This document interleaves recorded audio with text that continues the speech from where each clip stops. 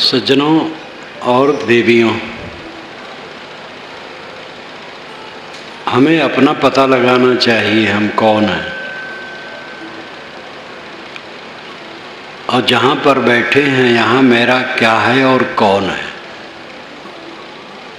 मुझे दुख क्यों है, दुख से छुटकारा कैसे होगा। इन महत्वपूर्ण प्रश्नों पर विचार करना और विचार करके इसे हल करना। स्वयं तो हल नहीं हो पाता है, जो इसके मर्मज्ञ हैं उनसे संपर्क करना चाहिए। जो आत्मशोधन में लगे हैं, आत्मविश्लेषण में लगे हैं, आत्मचिंतन और आत्मशुद्ध में लगे हैं और आत्मविश्राम के महत्व को समझते और उसमें रमते हैं, उनसे इस विषय को समझने की जरूरत है। वैसे आप भी आत्मा हैं, स्वयं। आत्मा का मतलब स्वयं, स्वसत्ता,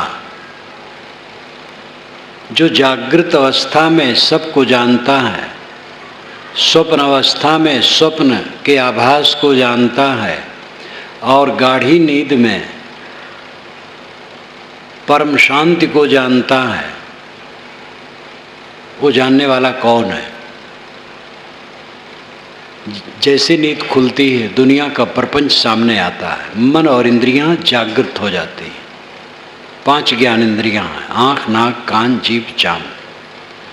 इन पांचों के द्वार से शब्द, स्पर्श, रूप, रस, गंध का आगमन होता है और मन उसमें सहयोगी होता है और जगत प्रपंच हमारे सामने उपस्थित होता है।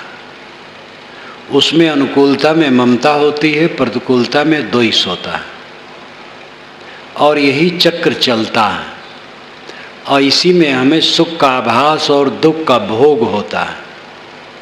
सदैव सुख का आभास रहता है, सुख रहता नहीं, आभास रहता है और दुख का भोग होता है।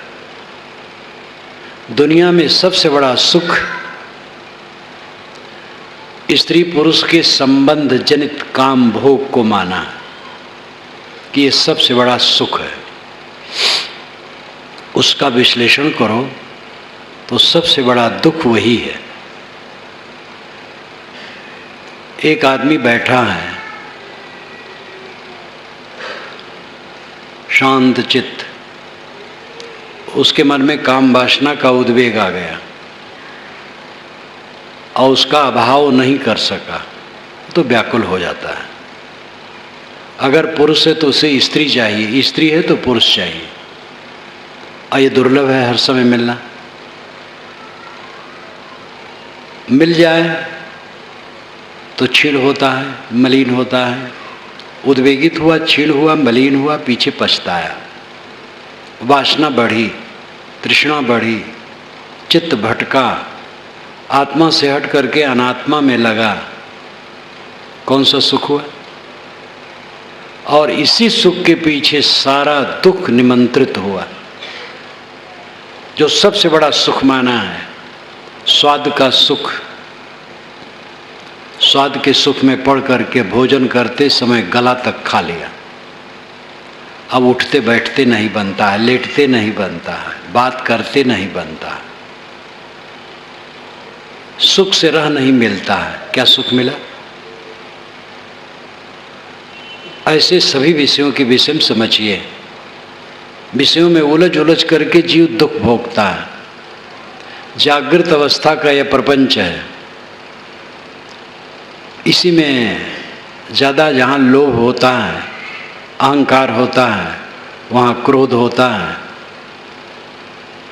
कटुवचन होता है और बढ़ता है तो मारामारी होती, हिंसा, हत्या होती, सामूहिक हत्या होती, गबन होता है, दूसरे के धन का अपहरण होता है। ये सब चलता है। जागृत में आदमी चैन से नहीं रहता है। क्यों? क्योंकि उसने जो कमाई की है वो विषय वासना की है। जो चोरी करते हैं, हत्या करते हैं, व्यभिचार करते हैं, लूटते हैं, दुराचार करते हैं, वे भयंकर अपराधी हैं, बहुत दुखी रहते हैं। जो ऐसा नहीं करते हैं, कमाते खाते हैं, कमाने खाने में थोड़ी बेईमानी कर लेते हैं, उनके जीवन में बहुत ज़्यादा अशांति नहीं रहती है, लेकिन अशांति वहाँ भी है। जो एकदम बेईमानी नहीं करते हैं, मेहनत करते हैं और मेहनत में जो मिलता है उससे गुजर करते हैं, या किसी ने प्रेम से दे दिया उससे गुजर करते हैं, और संयम से रहते हैं, मर्यादा से रहते हैं। उनका बहुत दुख दूर रहता है, लेकिन दुख से पूरा दूर वे भी नहीं रहते, क्योंकि काम, क्रोध, लोभ, मोह, राग, द्वेष ये तो चित्त में है। जो भक्ति साधना करते हैं, संयम से रहते हैं, ज़्यादा संयम से रहते हैं, ब्रह्मचर्य का पालन करते हैं, सद्गुणों को धारण करते हैं, उनके चित्त में दुख बहुत कम हो जाता है, लेकिन बिल्कुल दुख रहित नहीं होते हैं। जब तक देहाभिमान है, जब तक दृश्य का अभाव नहीं है, जब तक वासना त्याग करके आत्मलीन अवस्था में नहीं पहुंचते, तब तक वहाँ भी दुख का सर्वथा अंत नहीं होता है। पुण्यात्मा सुखी रहता है, लेकिन सर्वथा सुखी नहीं रहता है। सर्वथा सुखी वह रहता है, पूर्ण सुखी, जिसके मन से दृश्य का अभाव है। जो कुछ दिखाई देता है इसमें अनुराग नहीं है, लेकिन इसको आप मत समझिए कि मनुष्यों के साथ वो दुर्व्यवहार करता है, वही मनुष्यों के साथ अच्छा व्यवहार करता है। जो दुनिया के ऐश्वर्य में आकर्षित होता है वह बुरा व्यवहार करता है। दुनिया की वस्तुओं में आकर्षित होने वाला पद, प्रतिष्ठा, ऐश्वर्य और भोग का अहंकारी जीव संतुलित नहीं रहता है। उसको पदे पदे अहंकार में उसके ठेस लगती है और उसके मुख से कटुवचन निकलते रहते हैं। संयमी होने पर भी वो संतुष्ट नहीं हो सकता है। पूर्ण सुख, पूर्ण आनंद की प्राप्ति के लिए अहंकार का पूर्ण विसर्जन अत्यंत आवश्यक है। आप शुद्ध बुद्ध चेतन हैं, देह नहीं है, प्राण नहीं है, मन नहीं है, बुद्धि नहीं है। ये सब औजार हैं, प्राकृतिक औजार हैं, जीवन में काम करने की चीज़ें हैं। इनसे अपने आप को अलग समझिए। आप में जगत प्रपंच नहीं है। गाढ़ी नींद में आपको जगत प्रपंच कहाँ रहता है? गाढ़ी नींद में कोई क्लेश नहीं रहता है, लेकिन वो अवस्था जन्य है, बोध जन्य नहीं है। नींद खुली तो फिर दुख शुरू हो जाता है। जो जागृत अवस्था में रहते रहते सारे दृश्यों का अभाव कर देता है। दृश्य का मतलब है जड़ प्रपंच, जगत। दृष्टा और दृश्य दो तत्व हैं। दृष्टा आत्मा है, दृश्य जड़ जगत है।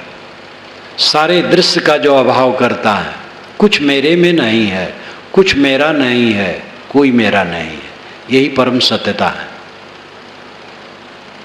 ये परमार्थ है।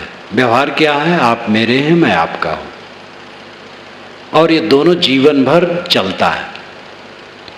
जिसका पारमार्थिक जीवन होता है, व्यावहारिक जीवन उसका मधुर होता है।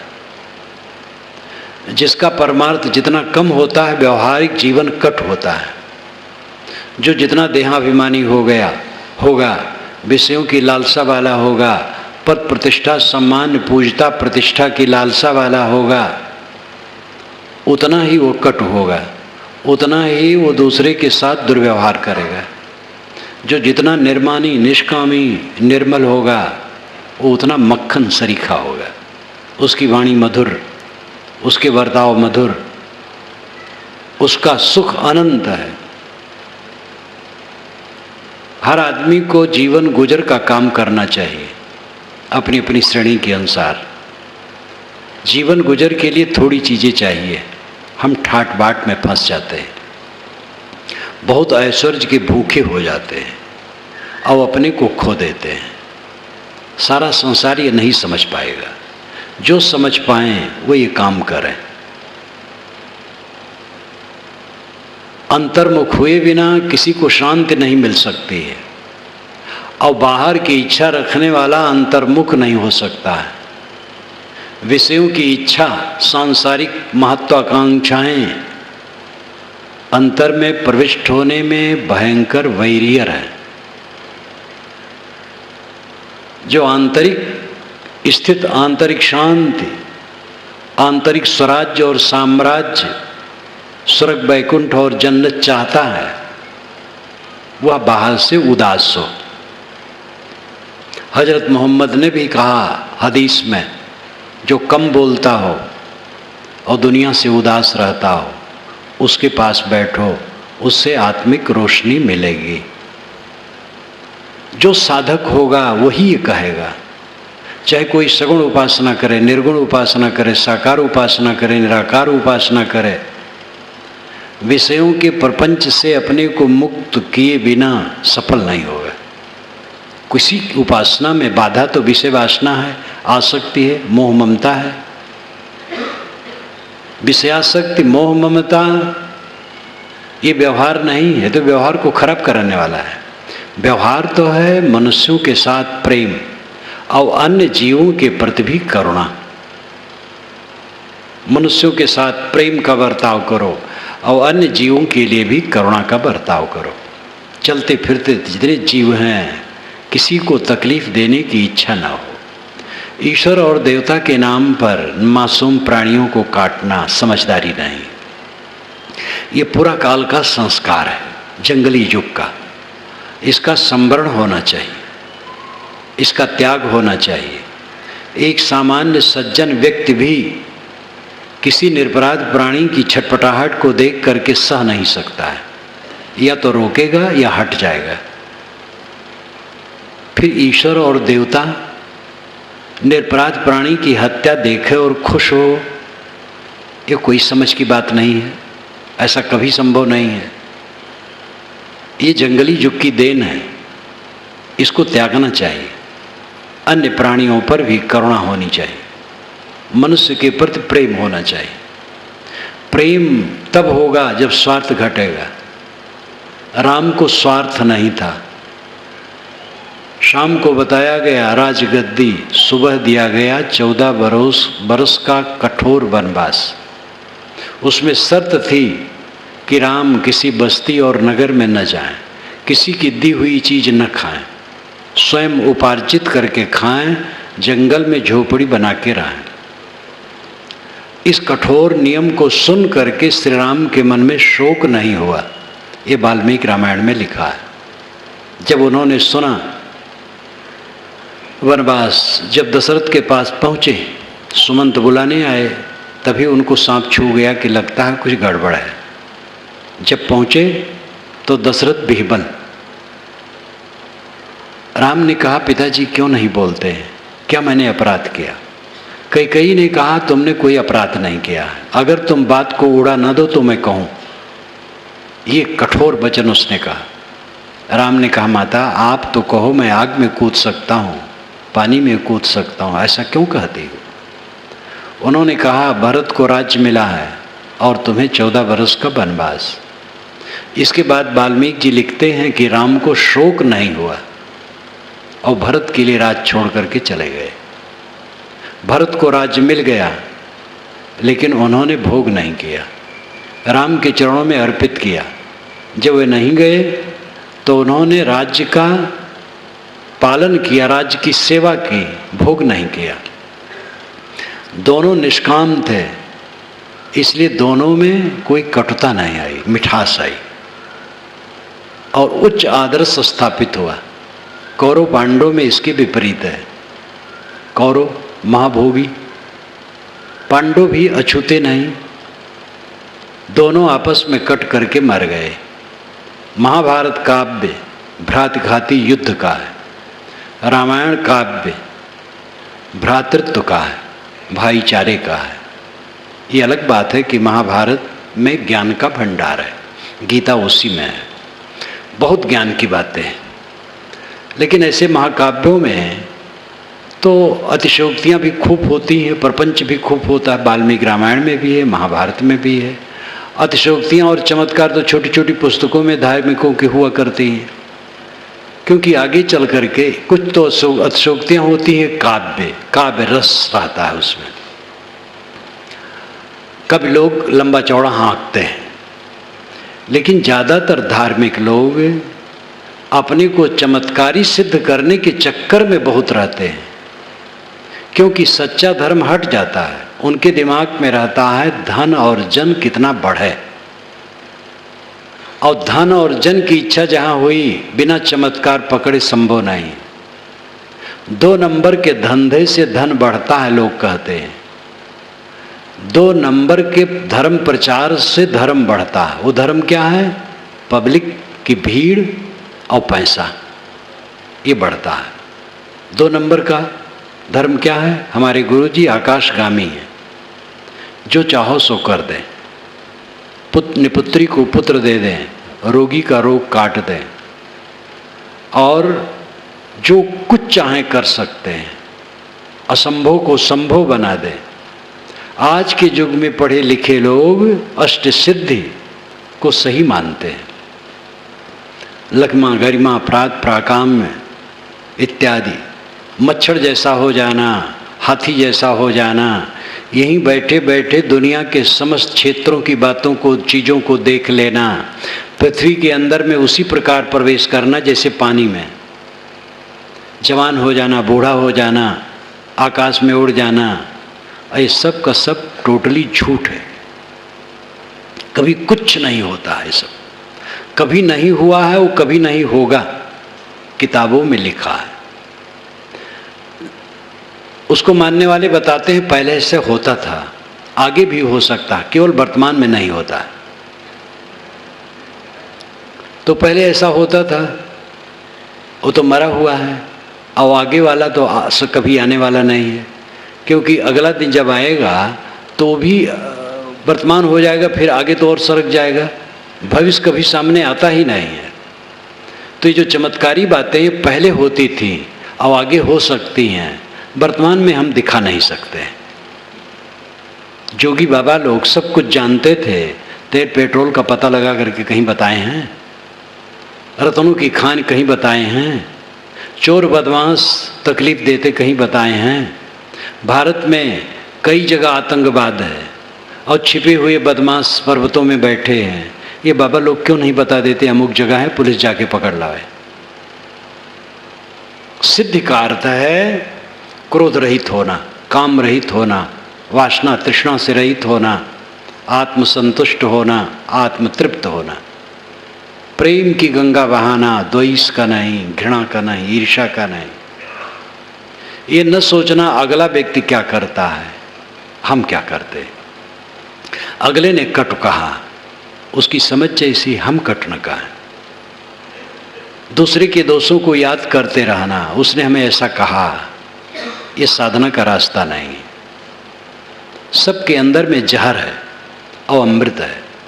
अमृत तो ज़्यादा दबा है, जहर ही उभरा रहता है। दया, क्षमा, संतोष, शील, विचार, विवेक, वैराग, भक्ति, ये सब अमृत हैं, और ये सब के अंदर में बीज रूप में हैं।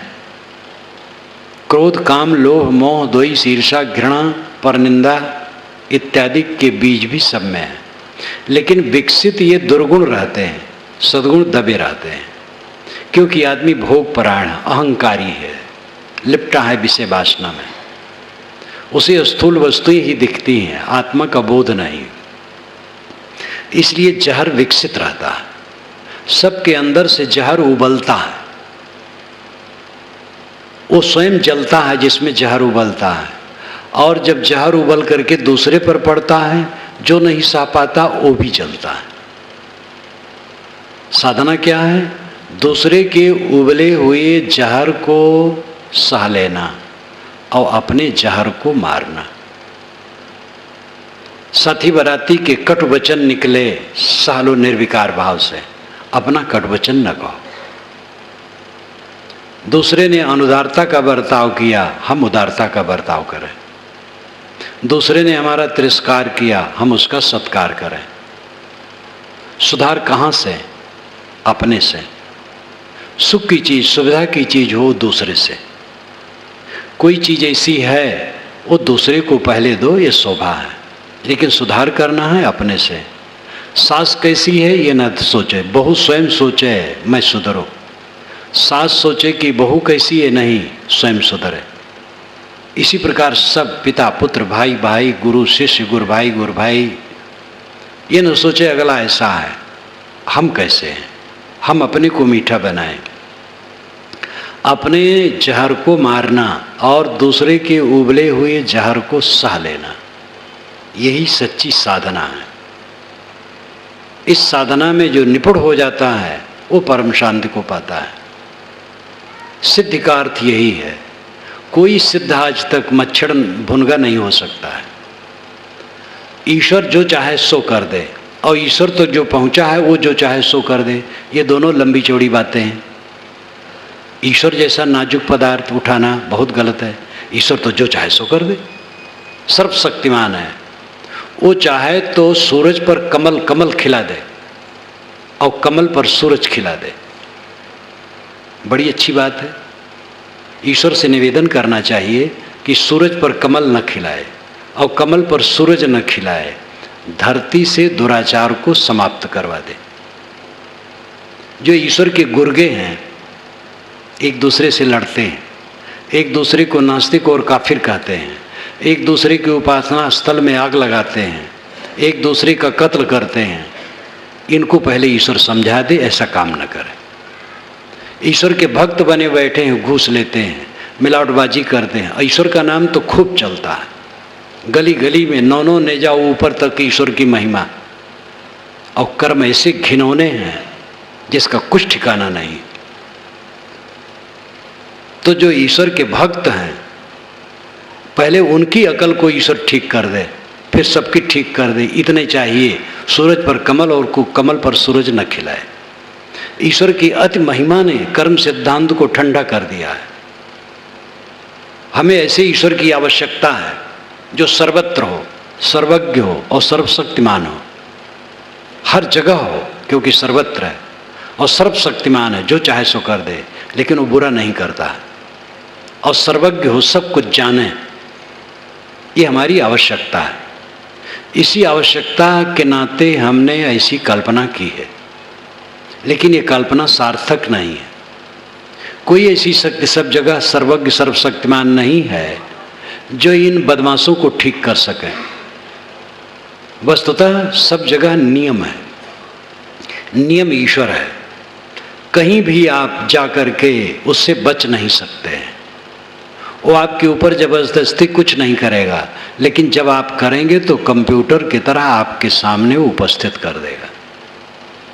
कंप्यूटर तो बिगड़ जाएगा, नियम बिगड़ता नहीं है।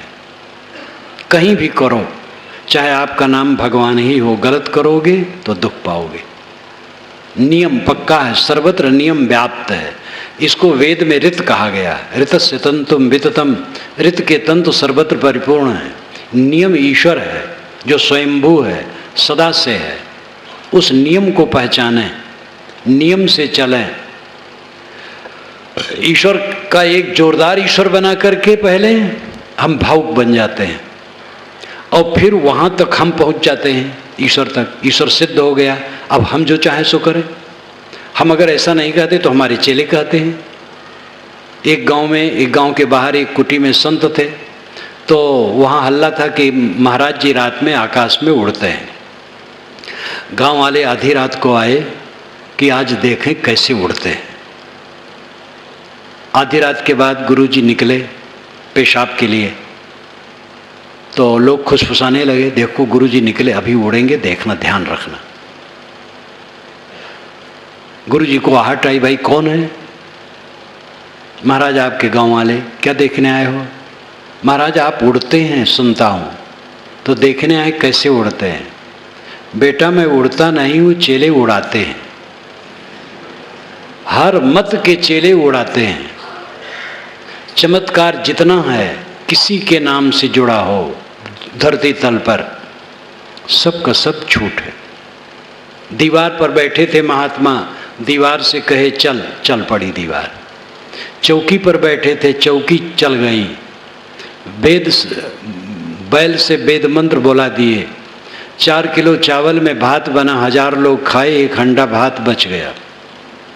कोढ़ी को छुए वो सुवर्णमय हो गया। अंधे पर दृष्टि डाले वो आँख वाला हो गया। एक मंदिर में तो मैं गया था, गुजरात में था, तो नर्मदा बांध पर ले गए लोग। वहाँ पर देखा भाला सबका, बहुत से लोग थे, लौटे। वही नर्मदा के किनारे एक मंदिर था, तो कहे भाई पुराना मंदिर है, देख लो। बैठे, सब आए, उसके प्रांगण में बैठ गए, उसके सभागार में गए। देख करके बड़ी निराशा हुई। चारों तरफ चमत्कार का चित्रण था। मैंने कहा क्या धर्म की जगह पर सबसे ज़्यादा झूठ बोलने का ठेका है? जहाँ धर्म कहा जाए वहीं सबसे ज़्यादा झूठ बोला जाए। अगर आपको झूठ बोलने की प्रतियोगिता आयोजित करनी है तो धार्मिकों को बुला लीजिए, एक से एक बढ़ करके झूठ बोलेंगे। सारे चमत्कार बिल्कुल निरर्थक हैं, अनर्थक हैं। सिद्धि है चित्त की निर्मलता, चित्त की शांति, जो दुर्लभ है, बिरले कर पाते हैं। विद्वान बहुत हैं, धनवान बहुत हैं, प्रतिष्ठित बहुत हैं, गुरु बाबा भी बहुत हैं, महामंडलेश्वर और जगत गुरु हैं, विश्व गुरु भी हैं और ब्रह्मांड गुरु भी हैं। मुझे खुशी है, ब्रह्मांड गुरु मेरे मित्र हैं, वो दिल्ली में रहते हैं, कई वर्ष वहाँ नहीं मिले। तो ये सब गुरु हो सकते हैं और बहुत बुद्धि में कुशल हो सकते हैं, जगत को रिझा सकते हैं। मन निर्मल हो, प्राणी मात्र के प्रति हमदर्दी हो, करुणा हो, संयम हो, शील हो, चित्त में शांति हो, सुख से सोता हो, सुख से जागता हो, सुख से जीता हो और सुख से मरता हो, वो धन्य है, वही सिद्ध है। सिद्ध का मतलब है सारे विकारों से मुक्त हो जाना, मन की मलिनताओं से, वाणी की मलिनताओं से और इंद्रियों के दुष्कर्मों से निवृत्त होकर के बिल्कुल शुद्ध बुद्ध हो जाना, ये सिद्धि है। चमत्कार सिद्ध नहीं है, चमत्कार तो ठगी है, बेईमानी। इन बातों से सावधान रहो, इस पर चिंतन मनन करो। मैं कहता हूं मान न लो, चिंतन मनन करो, सोचो। पढ़े लिखे लोग खूब भटके। गणेश जी को दूध पिलाना हुआ तो डीआईजी, आईजी सब की लाइन लग गई, जज की सबकी। गणेश जी कहीं दूध पीते? पत्थर की मूर्ति दूध पीती है? इतनी भी अकल नहीं, इतनी भी समझ नहीं। आज के युग में समझ तब तक नहीं होगी जब तक हमें झूठा प्रलोभन और भ्रांति है। निर्भ्रांत होने की आवश्यकता है। कर्म जो हमारे जीवन में होते हैं उसका दायित्व तो हमारे ऊपर है, कर्म हमसे कोई करवाता नहीं है।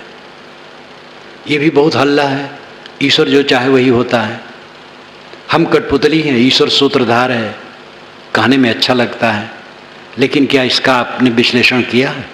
आप शराब पीते हैं, ईश्वर ने पिलाया है। जुआ खेलते, ईश्वर ने पिलाया है।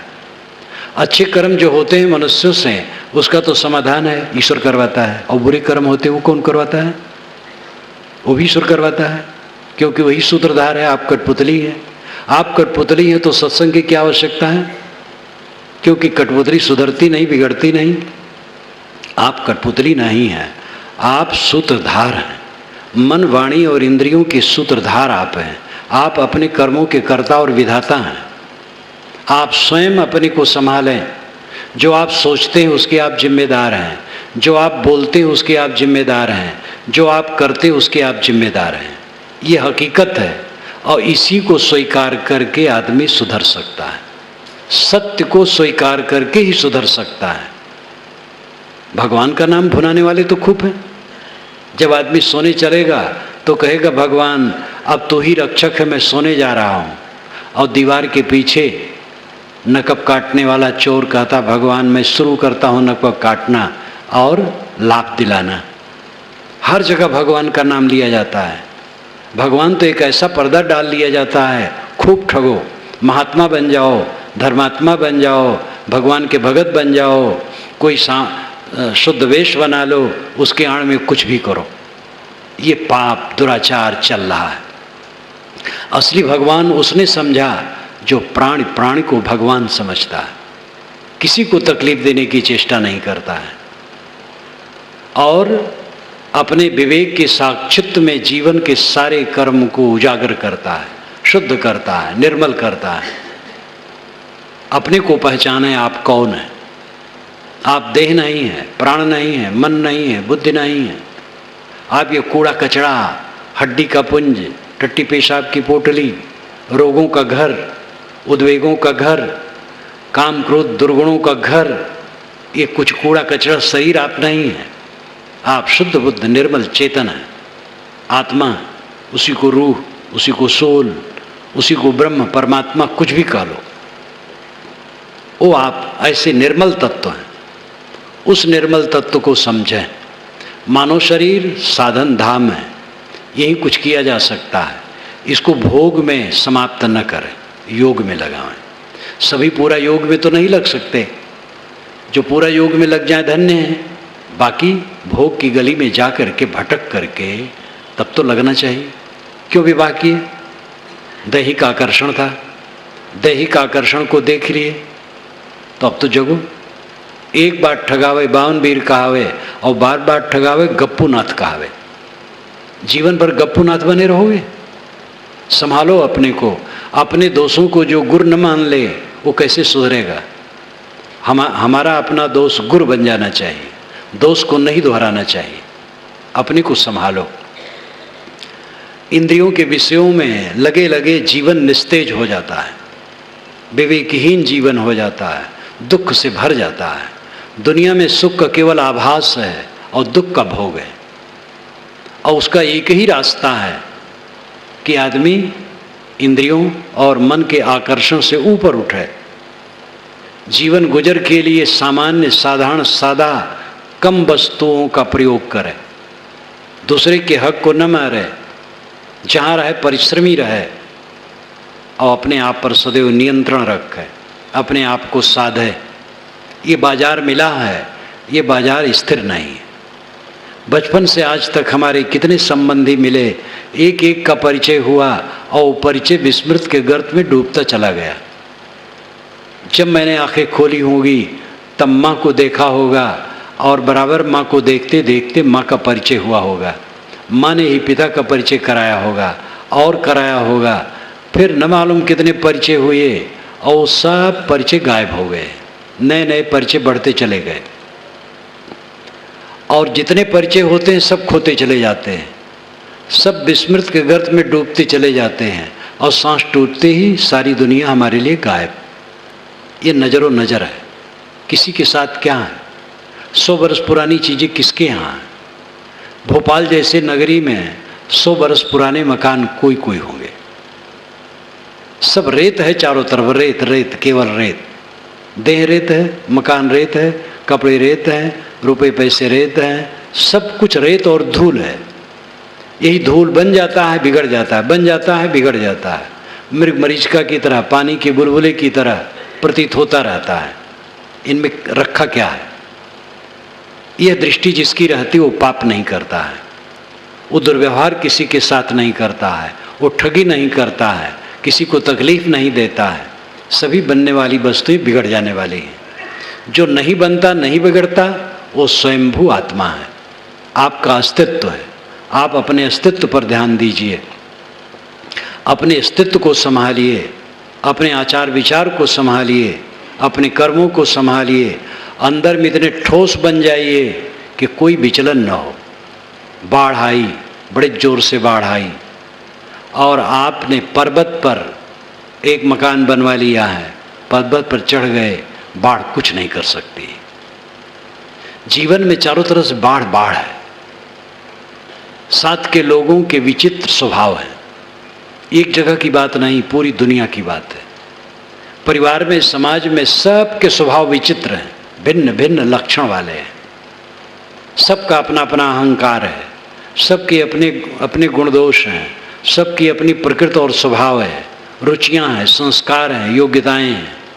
ऐसी विभिन्नता भरी दुनिया में रहने वाला बाढ़ से चारों तरफ से ग्रसित है। अपनी मन इंद्रियां विकारी हैं, अपने भास अध्यास अनेक विकार भरे हुए हैं, अपनी तमाम कमजोरियां हैं, शरीर कणों का जोड़ है जो हर समय बिगड़ता है। चारों तरफ तो बाढ़ है, रोग है, व्याधि है, अपमान है, निंदा है, घाटा है, मुनाफा है, हानि है, लाभ है। इस द्वंद्व के बाढ़ में सब जीव ग्रसित है। एक ऊंचे पर्वत पर अभेद्य किला बनाओ जिसमें ये बाढ़ से प्रभावित न हो सके, ये बाढ़ प्रभाव न डाल सके। वो विवेक की किला है।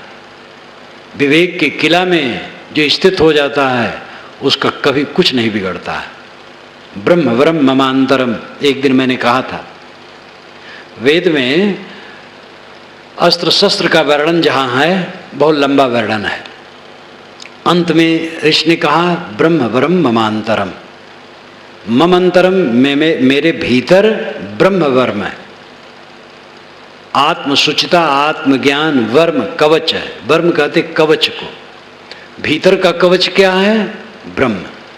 ब्रह्म का मतलब है आत्मा, परमात्मा, सुचिता, पवित्रता, आपका अस्तित्व। आप अपने अस्तित्व के अलावा ब्रह्म खोजेंगे, जीवन भर भटकते रहेंगे, कहीं कोई मिलेगा नहीं। खोजने से जो मिलता है वो ब्रह्म होता है, परमात्मा होता है। खोजने से जो मिलता है वो विषय होता है। खोज करके आपके खोजने के साधन क्या है? आँख, नाक, कान, जीभ, चाम और मन। ये इच्छा के अलावा कुछ नहीं है।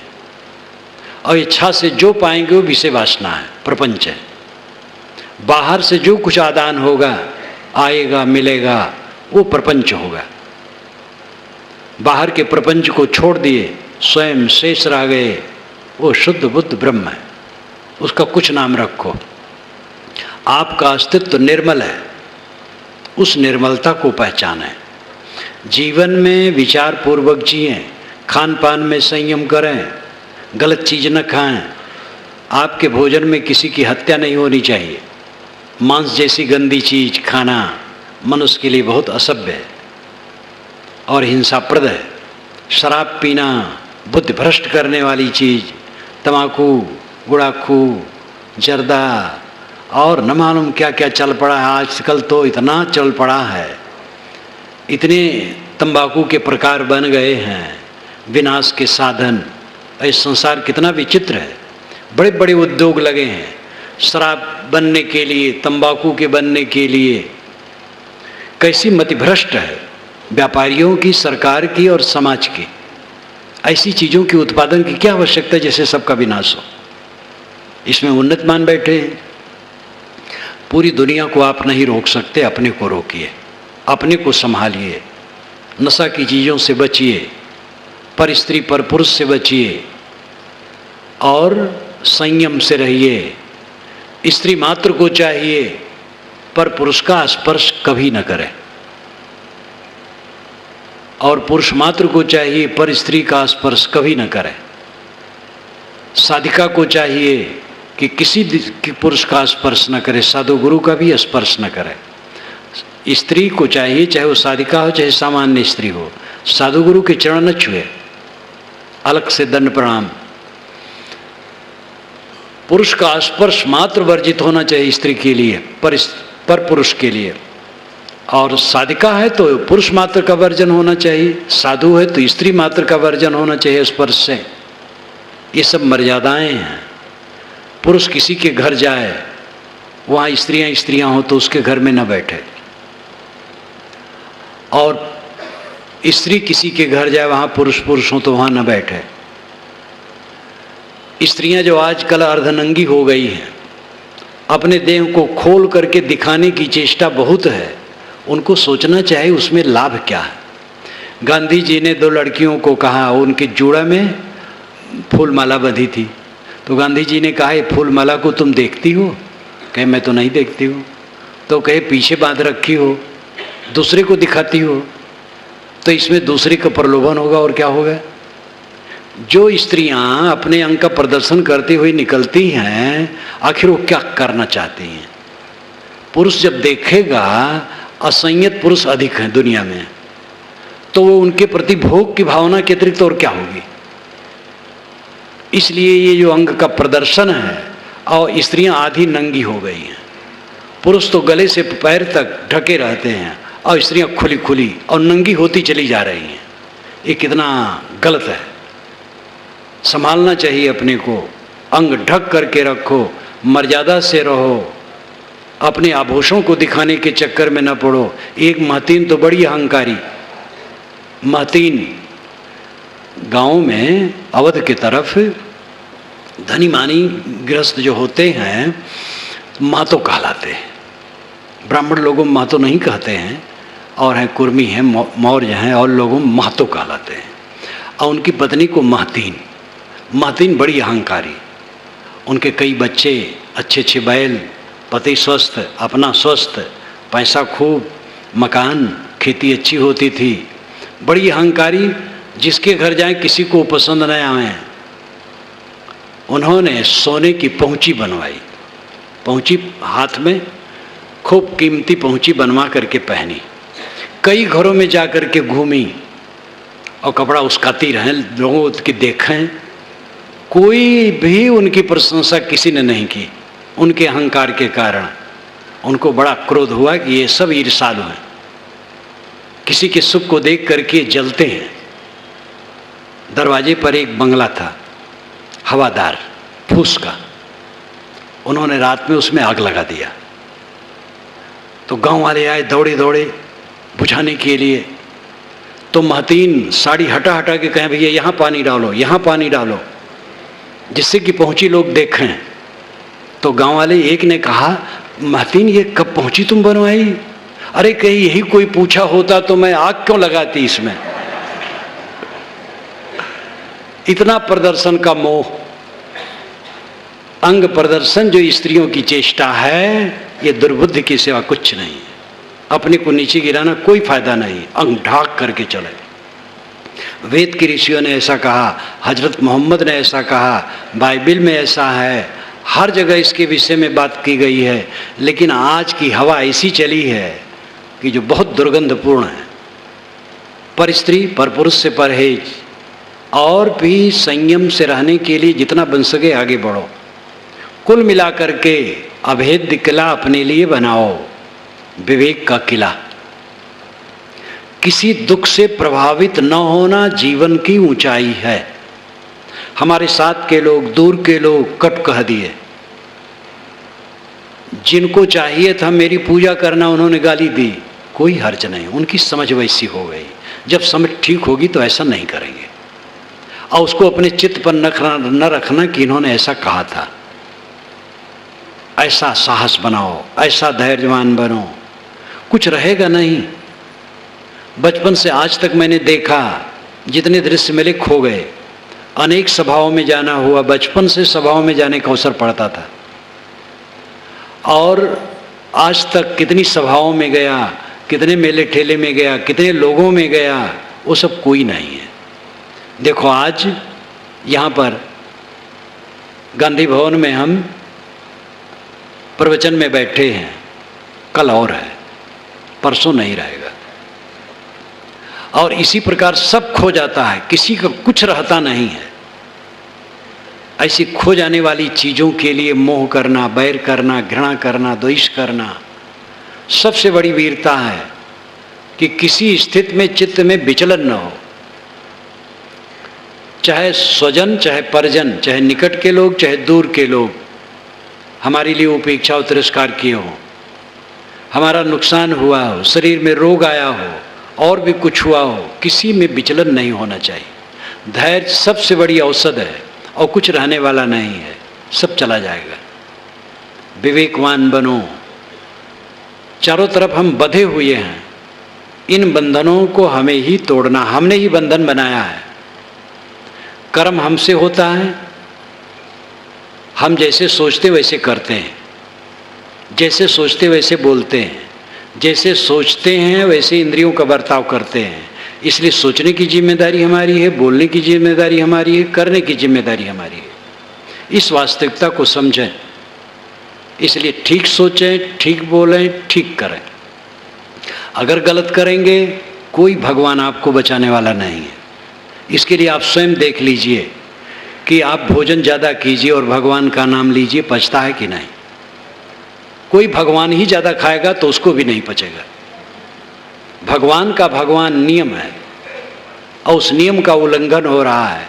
भगवान शब्द का हवा उड़ाया जा रहा है, उसके पीछे परहेजगारी, संयम, कर्म सिद्धांत सब लुप्त किया जा रहा है। क्योंकि भगवान का पर्दा डाल करके ठगने का काम बड़ा सरल होता है। भगवान तक हम पहुंच गए, भगवान चमत्कारी, हम भी चमत्कारी हो गए, और चाहे जैसा पाप कर्म करें। धर्म ग्रंथों में यहाँ तक लिख डाला गया कि ये मंत्र जपो सब पाप कट जाएगा। रात भर का पाप सुबह के जप से कटता है, और दिन भर का पाप शाम के जप से कटता है। अमुक नदी में नहाने से पाप कटता है, अमुक नदी के दर्शन करने से पाप कटता है, नर्मदा के तो देखने से सब पाप कट जाता है। पाप कट जाने का लक्षण होता है उसके अंदर में राग द्वेष न रहे। गंगा में कोई स्नान किया और निकल करके आया, अब उसमें क्रोध नहीं है, काम नहीं है, लोभ नहीं है, मोह नहीं है, ईर्ष्या नहीं है, द्वेष नहीं है, प्रसन्नताप नहीं, हिंसा नहीं है, तम्बाकू खाता तो वो भी छूट गया, वो नहीं खा सकता है, तब माना जाएगा गंगा में नहाने से मोक्ष हो जाता है। गंगा में नहाए, कपड़ा पहने, फिर तुरंत तम्बाकू रगड़ना शुरू किए, तम्बाकू तक नहीं छूटा, कैसे गंगा पाप धो देगी? धर्म के नाम पर इतना हवा है, इतना जंजाल है कि वो अधर्म है। इस पर विश्लेषण करो, निर्भय होकर के विचार करो, कायर कुचर मत बनो। नास्तिक तो आप हर प्रकार से कहे जाओगे, चाहे जितना तैयारी करो अच्छे रास्ते में चलने के लिए, नास्तिक आप कहे जाओगे। 3 नमाजी नमाज पढ़ते थे, नमाज पढ़ते पढ़ते एक बोल दिया, दूसरे ने कहा यार नमाज पढ़ते बोला नहीं जाता है, तीसरे ने कहा तुम भी तो बोल दिए, तो चौथा अलग बैठा, कहा महाशय आप भी तो बोल दिए, तो हम आपको कहे आप हमें कहे, हम आपको नास्तिक कहते आप हमें नास्तिक और काफिर कहते हैं, सब मिला करके सब नास्तिक काफिर हो जाते हैं। इसलिए नास्तिक और काफिर शब्द से डरो मत, निर्णयी बनो, विवेकी बनो, विचारक बनो, चिंतक बनो।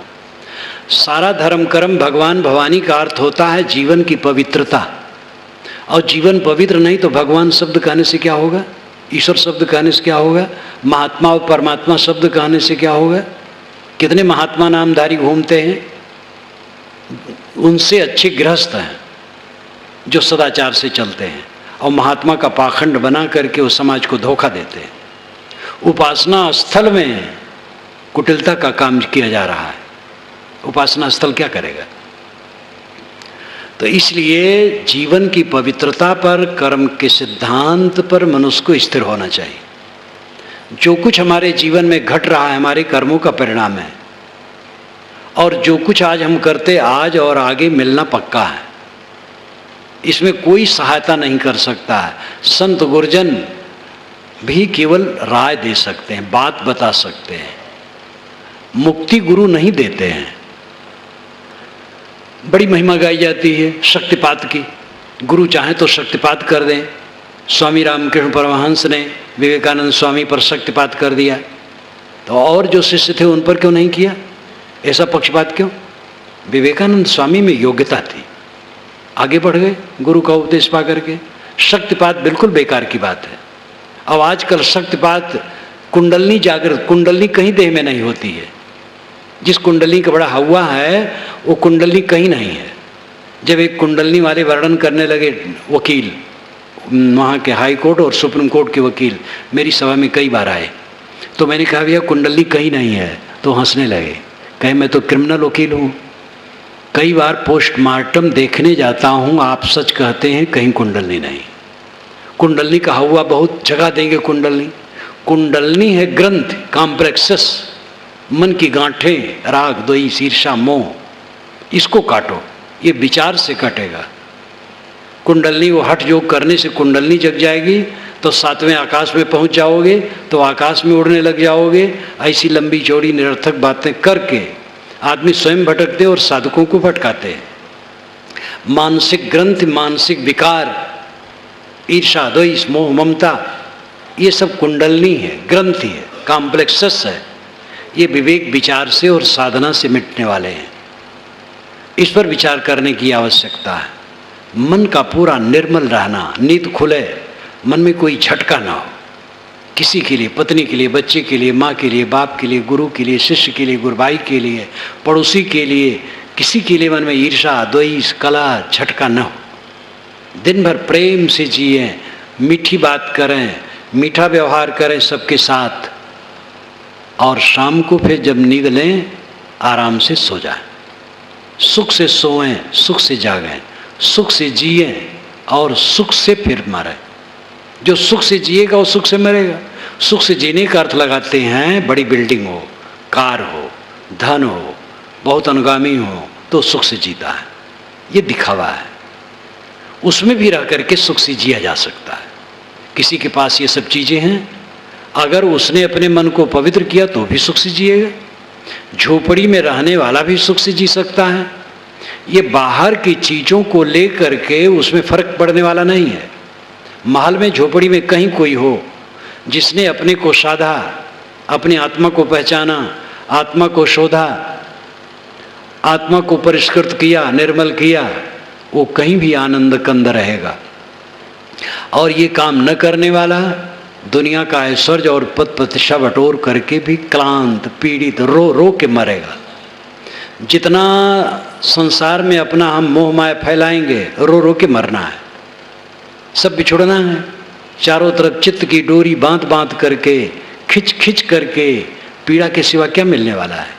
आज तक क्या मिला है? ये चांटे खाते खाते हम लोगों के बाल पके हैं, समझ लो।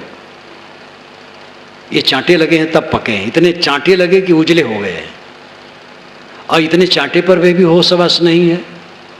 सबसे बड़ी चांटे अपने दुर्गुणों के हैं। किसी ने कट कह दिया, हम बहुत दुखी हो गए, और अंदर से क्रोध उठ गया, काम उठ गया, मोह उठ गया, और अंदर अंदर रगड़ रहा है वो, और उसको हम बैरी नहीं मानते हैं।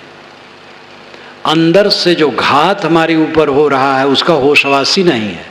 बाहर से कोई आधी जबान कह दिया, बड़ा माख मलाल, साल साल, 2-2 साल, 10-10 बरस सोचते उसने हमें कहा था, और अंदर में कब कब कुवृत्ति और कुवासनाएं उठ करके हमें रगड़ती हैं, इसका हमें ख्याल नहीं है, क्योंकि आत्मशोधन नहीं है। एक तो धर्म के प्रति रुचि ही लोग नहीं रखते हैं। कितने लोग नमाज पढ़ते, कितने लोग पूजा करते, कितने लोग संध्योपासना करते, कितने लोग ध्यान करते हैं, कितने लोग प्रार्थना करते हैं? बहुत कम लोग। और उसमें करने वाले भी बेचारे औपचारिक ज़्यादा, लेकिन वो कुछ तो करते। मैं तो खुश होता हूँ। मैं किसी को नमाज पढ़ते देखता हूँ, खुश होता हूँ। किसी को शिवलिंगे पर पानी डालते देखता हूँ, खुश होता है। कुछ नहीं की अपेक्षा कुछ तो करता है। वैसे शिव का स्वरूप बड़ा सुंदर है। मांडूक्य उपनिषद में आता है, नान्तः प्रज्ञम न बहिष्प्रज्ञम न उभयतः प्रज्ञम न प्रज्ञम न प्रज्ञम न प्रज्ञान घनम अव्यवहार मग्राह लक्षण मचिंतमपदेश में एकात्म प्रत्ययसारम प्रपंचोपशमम शांतम शिवम अद्वैतम चतुर्थम मन्यन्ते सा आत्मा स विज्ञा। जब इस अवस्था में साधक पहुंच जाता है, नान्तः प्रज्ञम, भीतर कुछ नहीं जानता है, न बहिष्प्रज्ञम, बाहर कुछ नहीं जानता है, न प्रज्ञान घनम, न वो प्रज्ञान घन होता है, न प्रज्ञम न प्रज्ञम, न वो प्रज्ञ होता है, न अप्रज्ञ होता है, न जानता है, न नहीं जानता है। वो अव्यवहार होता है, अग्राह्य होता है, अलक्षण होता है, अचिंत होता है। एक आत्म प्रत्ययसारम, एक आत्म अस्तित्व मात्र होता है। प्रपंचोपशमम, प्रपंच का वहाँ उपशमन होता है। प्रपंच यानी मन, मन शांत होता है। शिवम, ये शिव तत्व है। ये सब जो विरोधाभास के वचन आए हैं, ये सब कहने के यहाँ अवसर नहीं है। मैंने उपनिषद सौरभ में उसका विश्लेषण खुलासा कर दिया है। अर्थ यह है कि जब मन बिल्कुल निर्मल हो गया और आत्म अस्तित्व में साधक शांत हो गया, बका रह गया। बका पर किसी को ध्यान ही नहीं। एक सूफी संत ने कहा, लोग भागे जा रहे हैं चारों तरफ, बका पर किसी को ध्यान ही नहीं है। बका, अरबी में बका, संस्कृत में शेष। शेष साई विष्णु भगवान है, ये अलंकारिक है। शेष बचा हुआ, सारी वासनाओं को छोड़ दिया, अपने आप रह गया, शेष अवस्था है। इस अवस्था में जो स्थित है वो विश्व है। विश्व बाहर नहीं है। शिव आत्मा है, मंगल में, कल्याण में। दुर्भाग्य है, शिव को लोग धतूरा चढ़ाते हैं, गांजा चढ़ाते हैं। एक अभी मैं उत्तर प्रदेश और बिहार के कार्यक्रम में था, वैशाली क्षेत्र में था, और वैशाली क्षेत्र में तथागत बुद्ध का काफ़ी अवशेष है। और लेकिन वहाँ पर एक कुआं खोद रहा था आदमी, तो एक मंदिर मिल गया। तो उसमें शिव विष्णु ब्रह्मा सबकी मूर्ति, चारों तरफ चेहरे हैं। तो वहाँ पहुँचा तो गड्ढा भी है, दिखाया। पुजारी आ गया, पुजारी को मैंने देखा। मैंने कहा आप गांजा पीते हैं? कहे हाँ गांजा पीता हूँ, यहाँ तो गांजा एकदम खूब लगता है। मैंने कहा तो ये पवित्र स्थल कैसे हुआ? और कोई उत्तर नहीं दे पाया। तो शिव जी को गजेड़ी भंगड़ी बना दिए हैं। शिव का अर्थ ही मंगलमय। शिव संकल्प शुक्ल यजुर्वेद में 6 मंत्र में शिव संकल्प है, इतना सुंदर है, आप देखिए उसको। तो विकृतियां आगे आगे चल करके हो जाती हैं। हमें ध्यान देना चाहिए, अपने को पहचानो। आप परम पवित्र हो, आप में कोई दुख नहीं, संताप नहीं। अपने स्वरूप को न पहचान कर देह गेह में ममता करे, स्वप्न की चीज़ों में चिपक कर सारे विकार जीवन में पैदा होते हैं और वही विकार काटते हैं। आज काटते हैं, जन्मांतर में काटेंगे। इसी जीवन में रह करके सत्संग, स्वाध्याय, चिंतन मनन द्वारा मन के विकारों को काटो। इंद्रियों को, वाणी को संयमित करो, अपने में लौटो, अंतर्मुख बनो, विवेक का अभेद्य किला बनाओ। जीवन में कोई दुख आंच ना आने पाए। किसी के द्वारा आप जक्सन, तिरस्कार, दुख, पीड़ा, शरीर का रोग व्याधि या अंदर के दुर्गुण, ये सब कोई सता ना पाए। ये जीवन की सफलता है, ये सिद्धि है, ये धर्म है और यही धर्म की ऊंचाई है। इसको समझने की आवश्यकता है। मैं अपनी वाणी को विराम देता हूँ।